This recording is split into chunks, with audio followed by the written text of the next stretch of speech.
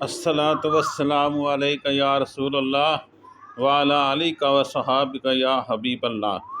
اے بندے سوچ، تمہاری راہیں تمہارے نبی کریم صلی اللہ علیہ وسلم سے کس قدر جدا ہیں کہ وہ سب سے بڑے تارک دنیا تھے اور تم کے اس پر اپنا جی لڑا رہے ہو۔ یاد رہے کہ محمد صلی اللہ علیہ وسلم 7ویں آسمان پر چڑھ کر سدرۃ المنتہا تک پہنچے اور وہاں تک اللہ رب العزت کے قریب پہنچے جہاں اس سے پہلے کوئی اور مخلوق رب تعالیٰ کے قریب نہیں پہنچی تھی۔ اور جب زمین پر واپس آئے تو اپنے اہل و عیال کی خدمت میں حاضر ہوئے۔ وہ اپنی بیڑو کا دودھ دو رہے تھے اور چپل اتار رہے تھے کہ ان کا ملازم آیا اور اپنے مالک سے ان کے لیے ثالثی کا مطالبہ کیا، اور وہ چھوٹا پڑوسی آیا اور انہیں اپنے ہاتھ سے پکڑ کر اپنے گھر والوں کی شفاعت کے لیے کہا، لے گیا اور اس کے ساتھ چلے گئے۔ وہ 7ویں آسمان پر گئے تھے، واپس آنے پہ مسکینوں کے ساتھ ایک پلیٹ میں کھانا کھا رہے تھے۔ صلو علی الحبیب صلی اللہ تعالیٰ علیہ وسلم، اور اپنے گھوڑے پر سوار ہوئے اور اپنی فوج کو حکم دیا کہ درخت نہ کاٹیں، کسی بچے یا عورت کو تکلیف نہ پہنچائیں، اور راہبوں کو جن کی وہ عبادت کرتے ہیں ان کی عبادت گاہوں میں رہنے دیں۔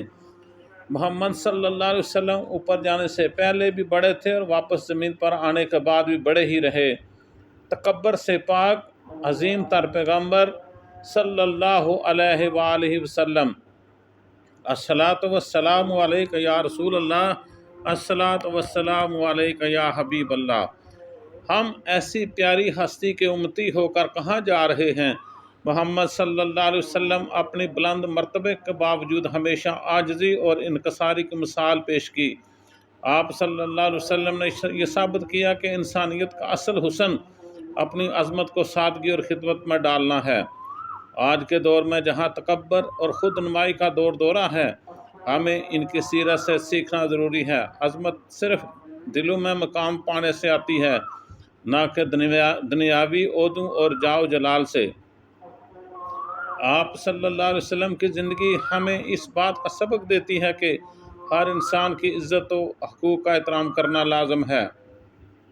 وہ اولو العزم پیغمبر ہو کر یہ عملاً ثابت کر گئے، چاہے وہ چھوٹا پڑوسی ہو، مسکین ہو یا کوئی کمزور فرد۔ آپ صلی اللہ علیہ وسلم ہمیشہ ان کے ساتھ حسن سلوک کیا کرتے تھے۔ آپ صلی اللہ علیہ وسلم نے جنگوں میں بھی درختوں کے کاٹنے اور حیوانات کو تکلیف پہنچانے سے منع کیا۔ آج کے دور میں جہاں ماحولیات کے مسائل بڑھ رہے ہیں، ہمیں حضرت محمد صلی اللہ علیہ وسلم کی سیرت سے یہ بات بھی معلوم ہوتی ہے کہ ہمیں قدرتی وسائل کا احترام کرتے ہوئے ان کا تحفظ کرنے کے لیے بھرپور کوشش کرنی ہوگی۔ ان جملہ اسباق سے یہ سیکھنے کو ملتا ہے کہ کامیابی اور عظمت صرف دنیاوی مال و دولت میں نہیں بلکہ انسانیت کی خدمت، عاجزی، ہمدردی اور محبت میں ہے۔ آج کے دور میں ہمیں اپنی زندگیوں میں ان اصولوں کو اپنانا چاہیے تاکہ ہم دنیا اور آخرت میں کامیاب ہو سکیں۔ آمین ثم آمین۔